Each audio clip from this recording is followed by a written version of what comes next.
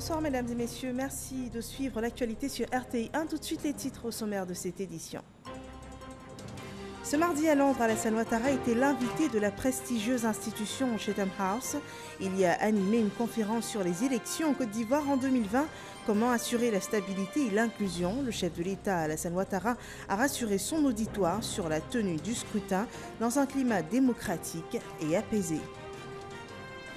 En Côte d'Ivoire, la viande de volaille est l'une des plus consommées. Un habitant en mange environ 2 kg par an. Mais comment se retrouve-t-elle dans nos assiettes, cette viande de volaille? Ce soir, le dossier EcoPlus lève le voile sur les conditions d'abattage des volailles. Un dossier à suivre dans ce journal. Et puis au Mali, le début du redéploiement de l'armée malienne reconstituée à Kidal dans le nord du pays est prévu pour la fin janvier 2020. C'est la conclusion d'une réunion tenue ce week-end, une réunion du comité pour le retour de la paix au Mali visant à relancer l'accord d'Alger de 2015. Bienvenue dans ce 23h. Le président Alassane Ouattara était l'invité ce mardi de la prestigieuse Chatham House, un institut de réflexion basé à Londres, au Royaume-Uni. En présence du président ghanéen, Alassane Ouattara a présenté le modèle ivoirien de développement économique sur la période 2012-2019, une réalisation donc de la Côte d'Ivoire. C'était à l'occasion d'une conférence qu'il animait sous le thème « Élections en 2020, assurer la stabilité et l'inclusion » sur le sujet. Le chef de l'État a rassuré son auditoire sur la tenue du scrutin dans un climat démocratique et apaisé. À Londres, Abiba Dambélé-Sawé a résumé pour vous cette rencontre. On regarde. Le Royal Institute of International Affairs, connu sous le nom de Chatham House, fondé en 1920, a accueilli un invité de marque, le président Alassane Ouattara. Et c'est devant des personnalités du monde de la finance, des affaires et de la diplomatie que le chef de l'État, pour son deuxième passage à Chatham House, a fait un exposé sur le thème « Élections en Côte d'Ivoire en 2020, assurer la stabilité et l'inclusion ». D'entrée de jeu, le chef de l'État, soutenu par son épouse Dominique, par le président ghanéen Akufo-Addo, des membres du gouvernement du Ghana et de Côte d'Ivoire, a expliqué le contexte difficile de son arrivée au pouvoir avant d'instruire l'auditoire sur les progrès réalisés par la Côte d'Ivoire. Mon pays a renoué avec la croissance, la stabilité, la sécurité et le taux de croissance moyen depuis 2012 a été en moyenne de 8% par an. 8% par an, ce qui est bien sûr extraordinaire. Et nous faisons partie des 10 pays les plus fortes croissances dans le monde. Et nous en sommes très fiers, et ce qui fait que c'est l'une des économies les plus dynamiques. En 9 ans, nous avons doublé le PIB de la Côte d'Ivoire, ce qui est quand même exceptionnel. Il n'y a que la Corée et la Chine qui ont eu des performances aussi fortes au cours des dernières décennies. Ces résultats d'abord dus au travail des Ivoiriens. Les Ivoiriens se sont remis au travail après la crise post-électorale. Le président Oufouette disait « découragement n'est pas ivoirien » et la crise n'a pas découragé les Ivoiriens. Les Ivoiriens se sont mis au travail et bien évidemment le gouvernement a fait d'importantes réformes institutionnelles et sectorielles avec en ligne de mire la sécurité, la paix, l'état de droit, la démocratie, aussi la mise en place d'institutions et l'assainissement du climat des affaires pour une meilleure attractivité de l'économie et l'exécution de 2 plans nationaux de développement, 2012-2015 et 2016-2020. La question des élections en 2020 a été abordée par le président Alassane Ouattara, qui a déclaré qu'elles seront libres, démocratiques et transparentes. Je peux vous dire que le gouvernement est à la tâche et que ces élections seront transparentes et démocratiques et apaisées. Free, fair and transparent. Alors évidemment, cette volonté est traduite par la mise en place des institutions dont j'ai parlé. Elles sont crédibles, elles sont fortes. Et je voudrais aussi revenir sur le passé et dire qu'en réalité, le problème de mon pays a été que la loi fondamentale avait été tripatouillée à la mort du président Oufouette Et ceci a créé de nombreuses crises. Et ce qu'il fallait éviter, c'est sortir de cette situation et d'avoir une constitution qui soit conçue pour rassembler les Ivoiriens et donner à chaque Ivoirien la même chance pour compétir aux différentes élections. En ce qui concerne l'organisation des élections, comme dans l'ancienne constitution, elle est confiée à une commission électorale indépendante. Voyez-vous, la commission qui a été mise en place en 2012, ça a été avec le soutien du NDI, le National Democratic Institute, qui a passé plusieurs semaines avec nous, avec tout le monde, hein, les partis d'opposition, le pouvoir, la société civile, etc., et qui nous avait proposé une commission électorale indépendante qui a bien fonctionné, qui a organisé toutes les élections de 2012 à 2018. Et je crois qu'il y avait 5 ou 6 élections. Tout cela s'est très bien passé. Mais nous avons eu des observations de la Cour africaine des droits de l'homme qui estimait que la société civile n'était pas suffisamment bien représentée. Et donc la commission a été réadaptée pour tenir compte de cette critique. Et ce qui fait que dans la commission actuelle, les partis d'opposition et du pouvoir, les partis politiques ont 6 membres et la société civile a 6 membres. Alors que dans le passé, la société civile n'avait que 3 membres, comme les partis politiques. Comme dans l'ancienne commission électorale, le président de la République, la magistrature et le ministère chargé de l'organisation des élections, pour leurs compétences, sont également membres de la commission électorale indépendante. Voilà, ceci a été fait après 6 mois de discussion avec les partis politiques. Et c'est cette nouvelle commission qui est totalement conforme aux recommandations de la Cour africaine des droits de l'homme et des peuples qui va donc organiser l'élection présidentielle de 2020 et bien sûr l'élection législative également. La CEI a demandé l'assistance électorale des Nations Unies, de l'Union européenne, de l'Union africaine, de l'Organisation internationale de la francophonie et de la CEDEAO pour montrer que nous n'avons rien à cacher. Nous voulons que toutes ces structures et tous ceux, bien sûr, qui souhaitent observer l'élection puissent le faire. Alors, nous avons également en discussion actuellement les modifications au code électoral, qui est vraiment le détail, le cœur du processus lui-même, qui est en discussion par le Premier ministre et les partis politiques et la société civile pour adapter le code à la nouvelle constitution, ce qui est également en cours et sera achevé dès le mois de février. Le chef de l'État s'est ensuite prêté aux nombreuses questions des invités. Il s'est appesanti sur les efforts accomplis pour l'amélioration des conditions de vie du monde paysan. Examen de passage, somme toute réussi pour le président Alassane Ouattara, qui a répondu à toutes les préoccupations des membres de cette prestigieuse institution. Le chef de l'État s'est exprimé en français et en anglais pour une bonne compréhension. Des Ivoiriens résidant à Londres ont apporté de la chaleur et de la gaieté à la fraîcheur londonienne de ce mardi 21 janvier 2020. Le président Alassane Ouattara était également ce mardi à Londres l'invité de la Royal African Society, un institut qui a pour vocation de promouvoir l'Afrique et ses potentialités, qu'elles soient économiques et culturelles. Et d'ailleurs, les performances économiques et le développement de la Côte d'Ivoire, le rôle que pourrait jouer le secteur privé britannique dans le domaine des mines, de l'énergie, de l'agriculture et des infrastructures, ainsi que le renforcement de la coopération bilatérale entre la Côte d'Ivoire et le Royaume-Uni sur les plans diplomatiques et économiques ont été abordés au cours de la rencontre. L'actualité en Côte d'Ivoire, nous y venons. Le service de contrôle phytosanitaire du port autonome d'Abidjan recevait un invité peu commun, le ministre de l'Agriculture et du Développement rural. Kobena Kwasi Adjoumani, le ministre a inspecté le fonctionnement de ce service chargé de la validation des produits agricoles destinés à l'exportation, suivant ce rapport de Mamadou Kwasi.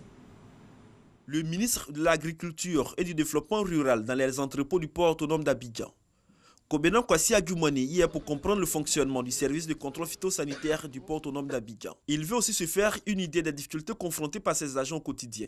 Cette structure relevant de son ministère est le seul arbitre des produits agricoles admis à l'exportation et à l'importation au niveau du port. Garantit l'image de marque de tous nos produits qui sortent de notre pays.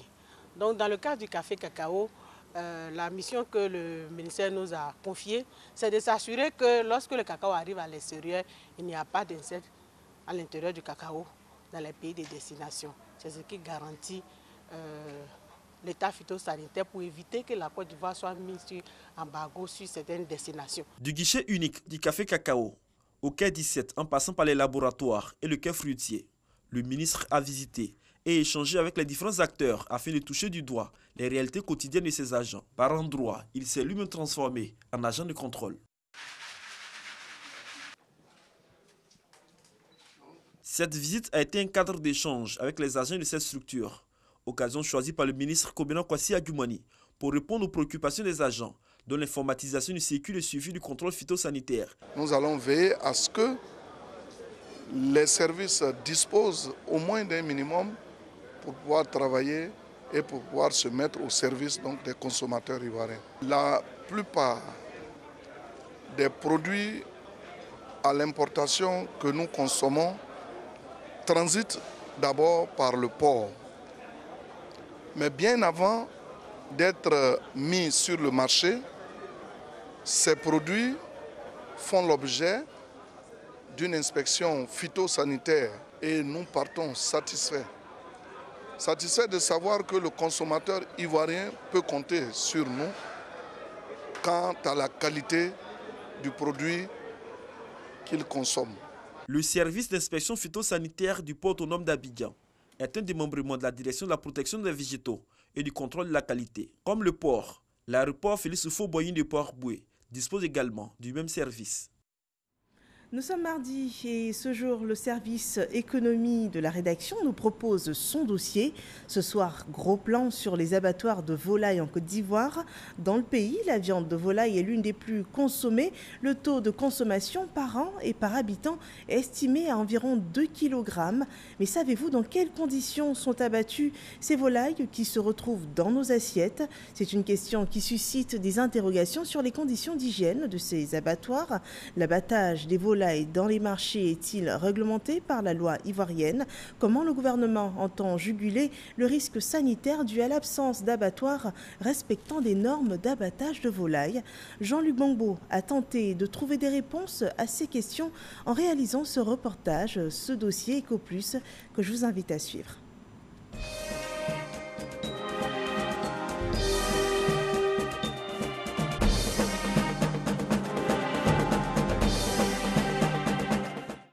Dans cet abattoir situé en plein cœur du marché de Trashville, ce sont entre 400 et 450 poulets qui sont tués chaque jour. Ça, c'est Bougui. C'est Bougui, ça. Bougui, c'est comment le poulet? Kaboré Janvier est le responsable de cet abattoir. L'abattage de poulets, un business qu'il a hérité de son père il y a quelques années.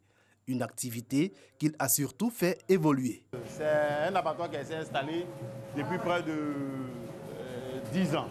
Voilà, avant, on déplumait les poulets à la main. Et avec le temps, bon, les choses ont changé. Pour la sécurité alimentaire, on a préféré mettre les carreaux bien entretenus et puis installer une machine. Cette machine appelée plumeuse dans le jargon est la fierté des Janvier. D'une capacité de traitement de 20 à 25 poulets à la minute, elle symbolise le changement de cap de cet abattoir vers les normes édictées par le gouvernement en matière d'abattage de volailles. Le gouvernement a demandé que les abattoirs soient modernisés.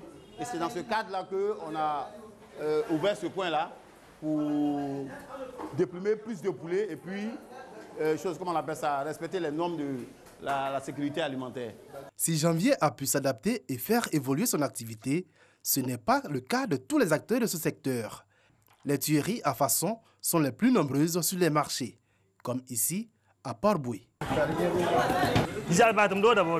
Avec leurs moyens rudimentaires, défiant les normes de la biosécurité, Ces petites mains semblent ne pas être conscientes des risques sanitaires que leur activité fait courir aux consommateurs. Ça là, il n'y a pas de saleté dedans. C'est avant, on peut dire que c'est ça. Là, maintenant, tout c'est carrelé. Il n'y a plus de saleté comme avant. Maintenant, c'est propre tous ces jours. La lutte contre ce type de tuerie reste le principal défi des organisations professionnelles du secteur. Que l'État nous aide afin que dans chaque marché, on puisse avoir des machines plumeuses pour pouvoir améliorer la qualité du poulet. Des abattoirs propres, c'est également la préoccupation du ministère des Ressources animales et halieutiques. C'est vraiment un problème de santé publique et cela doit être compris, accepté et mis en place par tous, que nous passions à un abattage beaucoup plus salubre, un abattage sécurisé pour le bien de nos consommateurs et aussi pour la santé des personnes qui fréquentent les marchés. Un important plan de développement d'abattoirs modernes est prévu en vue d'assurer un abattage propre qui préserve le respect de la qualité sanitaire et hygiénique des volailles. Quand nous avons été frappés par la grippe aviaire en 2015 déjà et 2016, il était question de réfléchir à des solutions durables. Et l'une des solutions, c'est donc le projet abattoir industriel de volailles, PAVCI, que nous avons lancé en collaboration avec certains opérateurs de ce secteur, du secteur avicole sur le territoire. 7 abattoirs industriels sont ainsi prévus à Korogo, Man, Bondokou, Azaguié, Dabou, Tiébissou et Daloa. Capacité d'abattage entre 1000 et 2000 poulets à l'heure. Mais en attendant le démarrage effectif de ce chantier, des opérateurs se sont lancés dans l'abattage industriel, l'abattage propre. Sont en activité 2 abattoirs industriels détenus par 2 grands groupes privés. Et celui-ci, beaucoup plus modeste, basé à Port-Boué. On est content aujourd'hui. Ils sont dans le temps, on a un client qui est arrivé il y a 1h15. Je vois, ils ont fait 150, la productivité est tenue, ça va. Il y avait l'opportunité de créer une alternative entre la bataille de volailles dans les petits marchés où les conditions d'hygiène sont assez délicates, ou le grand abattoir. Et on a essayé de voir et de montrer qu'on peut faire moyen et puis bien pour servir les populations. L'abattoir de Madame Noël Louvel abat en moyenne 3000 poulets par jour. Elle occupe 3% du marché de l'abattage. Une modeste contribution à une alimentation saine en Côte d'Ivoire. Il y a encore de la marge, Les Ivoiriens adorent le poulet. Les Ivoiriens adorent le poulet. La petite contribution pour nous, c'est offrir de la marchandise saine. En Côte d'Ivoire, la consommation de volailles par habitant et par an est passée de 0,43 kg en 2006 à 1,99 kg en 2015, selon l'interprofession avicole ivoirienne IPRAVI. La production nationale de viande de volaille étant, elle, passée de 30 000 tonnes en 2013 à 52 000 tonnes en 2017.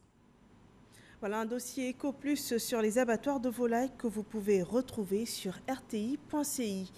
Le ministre de l'Emploi et de la Protection sociale, Pascal Kwaku-Abinan, dévoile sa feuille de route pour 2020, un ensemble de perspectives marquées par le vaste plan social du gouvernement. On peut citer par exemple la poursuite effective de la couverture maladie universelle, la finalisation du dialogue social avec les partenaires sociaux, le recrutement dérogatoire, la mise en œuvre de l'assistance aux personnes vulnérables, autant de défis que nous rapportent ce soir Hermance Zirignon et Eugène Atoubé. C'est dans les locaux de l'IPS Ségraeux que le ministre de l'Emploi et de la Protection sociale a rencontré les différents personnels issus du cabinet, des structures décentralisées et sous tutelle.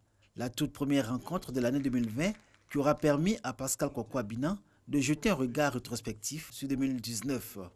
De nombreux acquis à mettre au crédit de cette grande famille ministérielle remarquable dans l'abnégation au travail et la recherche de l'excellence. Au niveau des travailleurs sociaux, il y a eu des aménagements. Au niveau de l'Assemblée nationale, Monsieur le ministre a présenté un projet qui est passé, qui a consisté à intégrer les travailleurs indépendants dans le régime de la couverture sociale. Nous ne pouvons qu'encourager le gouvernement à donner du travail aux personnes en situation de handicap. Au ministère de l'Emploi et de la Protection sociale, les différents personnels se félicitent d'une année 2019. Pour 2020, le message est clair et sonne comme une exhortation à œuvrer ensemble pour l'atteinte des objectifs que le gouvernement a assignés à ce département ministériel. Les actions majeures porteront, entre autres, sur la création effective du régime de retraite complémentaire par capitalisation au profit des fonctionnaires et agents de l'État. L'adoption des projets de décret d'application du Code du travail. Insertion de 1500 personnes vulnérables dans les TIMO. Face à des collaborateurs mobilisés et prêts pour l'illustration du ministère de l'Emploi et de la Protection sociale, Pascal Kwaku Abinan peut bien lâcher un sourire. Il commence 2020 dans la bonne humeur et la gaieté, et surtout dans un esprit de partage. C'est sans doute le premier pas vers l'atteinte des objectifs de son département ministériel. À présent, une bonne nouvelle. Dès la semaine prochaine, 13 enfants malades atteints de sténose caustique pourront bénéficier gratuitement de soins chirurgicaux à l'hôpital mère-enfant de Mangerville. L'établissement lance ainsi sa deuxième mission de chirurgie pédiatrique. Le mal qui ronge ces enfants endommage l'œsophage des enfants à la suite d'ingestion de substances corrosives telles que l'acide ou de la soude caustique couramment utilisée dans la fabrication artisanale de savon. Cette mission de chirurgie réparatrice est le fruit d'un partenariat entre l'hôpital mère-enfant de Mangerville et l'ONG française La Chaîne de l'Espoir. On en sait davantage avec Mahama Traoré. Mars 2019, l'hôpital mère-enfant Dominique Ouattara de Mangerville décide de traiter gracieusement 13 cas d'enfants souffrant de sténose caustique, nom du mal qui endommage l'œsophage lorsqu'on consomme une substance corrosive. Cette expérience sans précédent en Côte d'Ivoire est une réussite. Après de longues heures d'intervention chirurgicale, les 13 enfants sont sauvés. Fort de ce succès, une deuxième mission du genre est projetée pour ce mois de janvier. L'objectif de cette mission, de ces missions, c'est la deuxième, il y en aura d'autres, il est double. Le premier, bien entendu, est de prendre en charge, de traiter, de soigner et si possible guérir ces enfants qui souffrent de cette affection. Et il y a une technique chirurgicale particulière qui est utilisée, qui consiste à enlever l'œsophage malade et à le remplacer par un autre morceau d'intestin qui va faire office d'œsophage. Et le deuxième objectif de ces missions est de faire un transfert de compétences qui intéresse toute l'équipe soignante qui prend en charge, l'équipe pluridisciplinaire qui prend en charge ces enfants. Le traitement d'un cas de sténose caustique se veut délicat. Comme en 2019, l'hôpital mère-enfant de Mangerville bénéficiera donc du concours des experts chirurgiens de l'ONG française La Chaîne de l'Espoir. Il y a des centaines, sinon des milliers d'enfants qui subissent ce type d'accident et n'ont aucun accès à une forme de prise en charge ou de chirurgie pour pouvoir retrouver une forme de bien-être. Et donc, ça sous-tend qu'il y en a énormément qui en meurent. Les interventions débuteront à partir du lundi 27 janvier prochain. Cette fois encore, 13 autres enfants malades sont concernés. Le mérite de 476 fonctionnaires et agents de l'État est reconnu et récompensé. Ces personnalités ont été distinguées par le ministère de la fonction publique. Ils ont été faits commandeurs, officiers et chevaliers dans l'ordre du mérite de la fonction publique. Nous en parlons avec Grace Kando. 476 fonctionnaires et agents de l'État au titre de l'année 2018 ont vu leurs efforts reconnus. Parmi eux, 97 personnalités faites commandeurs, 145 élevés au grade d'officier et 234 au rang de chevalier. Tous ont été décorés dans l'ordre du mérite de la fonction publique. La décoration va être un motif d'encouragement. Seul le travail paye. Et souvent, on a l'impression qu'on ne nous voit pas. Mais travaillons, faisons bien ce que nous avons à faire, parce que c'est chacun à son niveau qui va faire émerger ce pays. J'accueille cette distinction avec joie. Et cela montre que mon travail est vraiment reconnu. Je dis merci d'abord à Dieu, à mes patrons qui ont eu vraiment confiance en moi et à ma famille. C'est un sentiment de satisfaction, mais avant toute chose, je voudrais rendre gloire à Dieu, le Tout-Puissant Miséricordieux, qui a permis cette cérémonie. Ensuite, à toute la hiérarchie, sans oublier ma famille, qui m'a soutenu. Je remercie le président de la République pour cette distinction. Nous allons faire fort de, en tout cas, soulager toutes les populations qui sont victimes d'atteintes à leurs droits. Et je suis vraiment émue Et je prends donc l'engagement ici, devant toute la nation de Côte d'Ivoire, que je vais donc continuer à servir mon pays dans le même élan avec toutes les valeurs qui sont impliquées. Cette célébration vise à promouvoir l'excellence et le mérite dans l'administration publique ivoirienne. Si la reconnaissance du mérite est un principe multiséculaire de l'humanité, elle s'inscrit aujourd'hui en lettres d'or dans les grands principes du management qui en font le levier de la motivation, le catalyseur de la disponibilité, de la performance de l'agent public.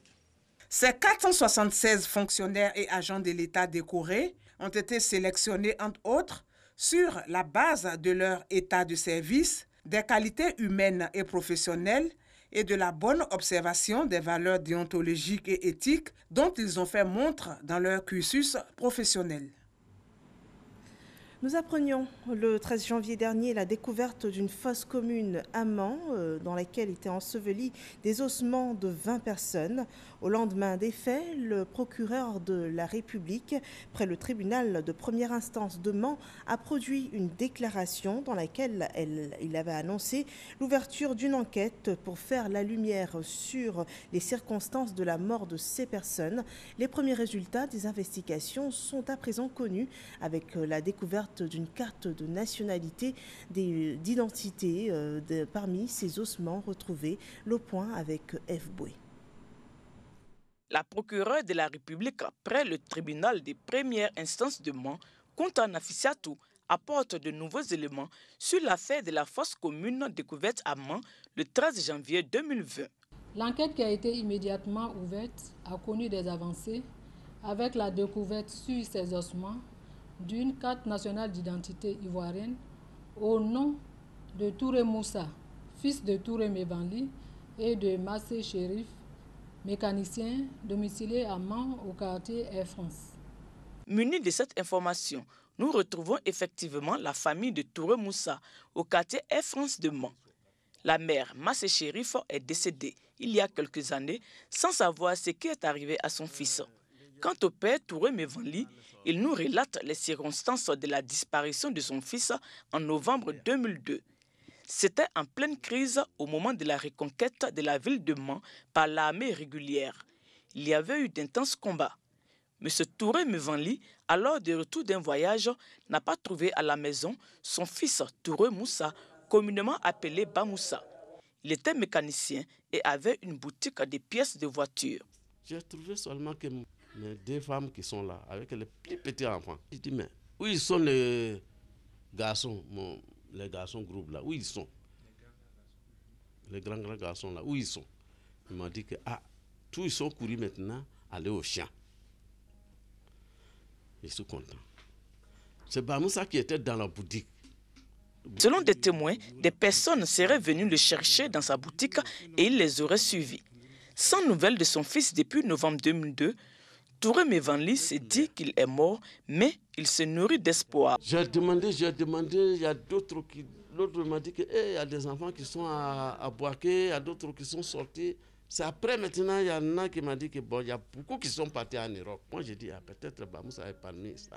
Un espoir brisé depuis le 13 janvier dernier avec la découverte de la carte nationale d'identité de son fils dans une fosse commune. On m'a dit hier que ça, Bamoussa, son carte d'identité était vide, la chose là, parmi la chose comme ça. Vraiment, je ne sais pas comment je vais dire. C'est Dieu qui a fait tout. Bon, je ne peux pas parler autrement. L'enfant était avec moi, l'enfant est quitté avec moi. Cette découverte va sûrement aider la famille Touré Mevanli à faire le deuil de leur fils. Pour l'heure, l'enquête préliminaire sur cette affaire de fosse commune suit son cours. Tout laisse à croire que les restes mortuaires découverts pourraient être des victimes des événements de novembre 2002.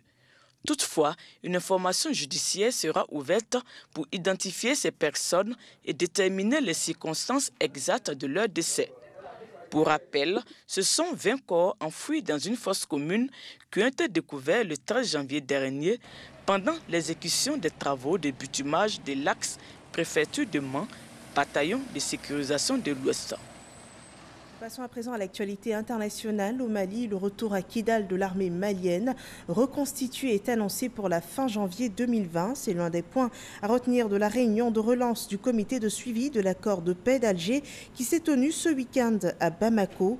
Cette armée malienne reconstituée est composée d'éléments des forces armées maliennes, les FAMA, et des ex-combattants. Le retour à Kidal devrait être achevé le 24 janvier, mais des réglages de dernière minute sont nécessaires.